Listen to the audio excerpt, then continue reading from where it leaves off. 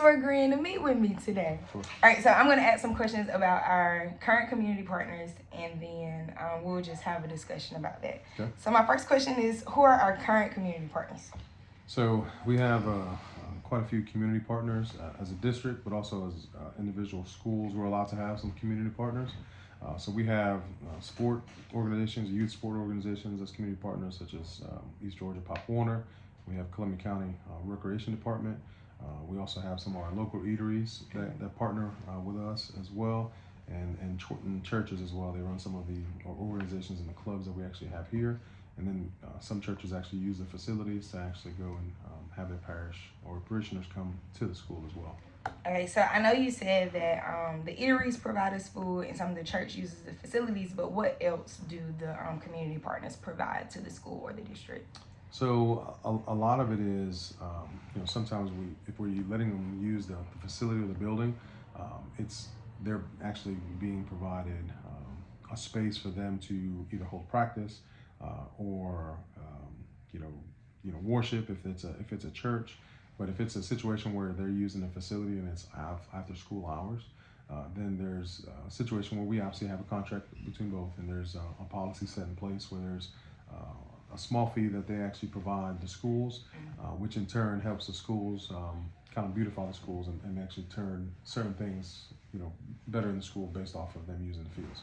So it's kind of them in essence paying to use the facilities, but just from that aspect. But a lot of our local community partners, the eateries, they provide meals. Like I said, Chick-fil-A is one of our main community partners, and they always are willing to help and provide meals for our staff and faculty, or even students, or any fundraising opportunities as well.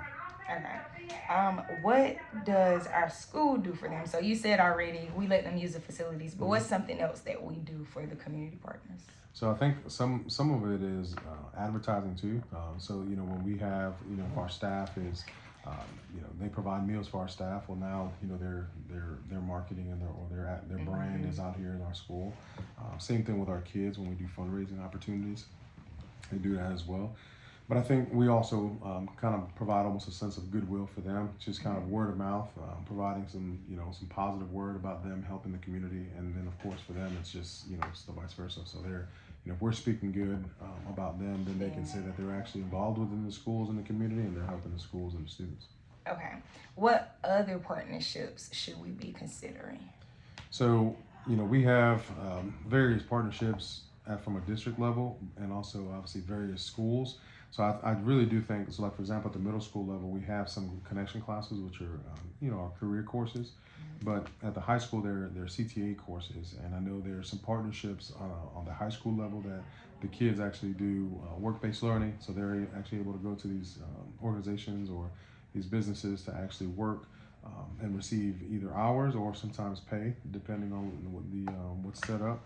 But I think we need just to continue that, and obviously we have John Deere, we have ADP, we have some local, some pretty big companies that are around here, but just allowing them to be more involved and more consistent in each individual building, from different banks. I know, with our Junior Achievement Center, all those storefronts, if we can continue to, kind of bridge the gap between that relationship and get them more involved at the school level, I think they would like that, and I think our community would, get to know them a little bit more and see them more involved in schools. Yeah, especially the banks. Yes. I hear a lot of people talking about adding finance or learning stuff. Like, I took business in high school, but you can start learning how to write a check early, or balancing the checkbook early. And even on that same point, a few years ago, that's something that was instituted as a graduation requirement. So now the kids do actually have to take a financial literacy course in high school in order to graduate.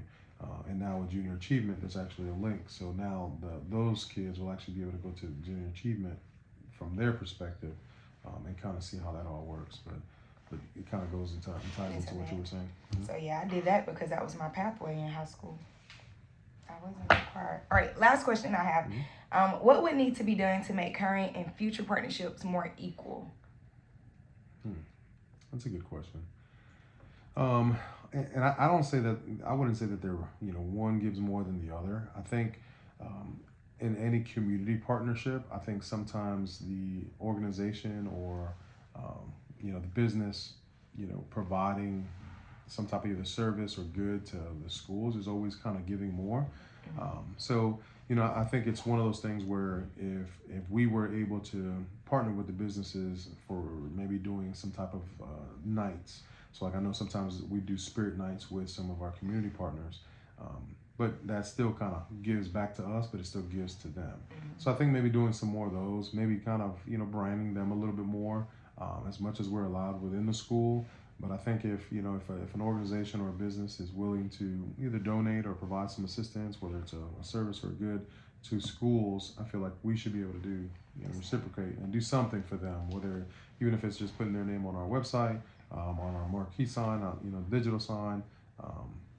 But I think in order for it to be a little bit more equal, I think it would probably have more of us kind of giving more to the community partner. But I think right now, I think it's, I think we do a pretty good job of making sure that they have a voice and we have a voice. I think we could probably do a little bit better job of getting them more involved, kind of going back to one of those other questions. I think we could definitely get more community partners involved, and a lot of community partners are wanting to get involved, they just don't know how. So sometimes they don't go necessarily out and seek, the schools. It's when the schools seek them out or ask, and they say, yeah, of course, we would love to help the schools, but in their day-to-day business, that's not usually at the top of their agenda. But if we kind of reach out and are the ones that kind of go out on a limb, then that usually helps and kind of starts that relationship. So, but I think it's pretty equal now. I think if anything, it would just be more of us kind of stepping out of the school setting and asking for more assistance from our community partners. Because the worst they can say is no. Yeah. Okay. I have one additional question. So while doing research, I learned that we have a CCSD foundation, and that foundation is an organization that gives back to the district. How does that disperse to the schools? So it doesn't necessarily disperse to the schools per se.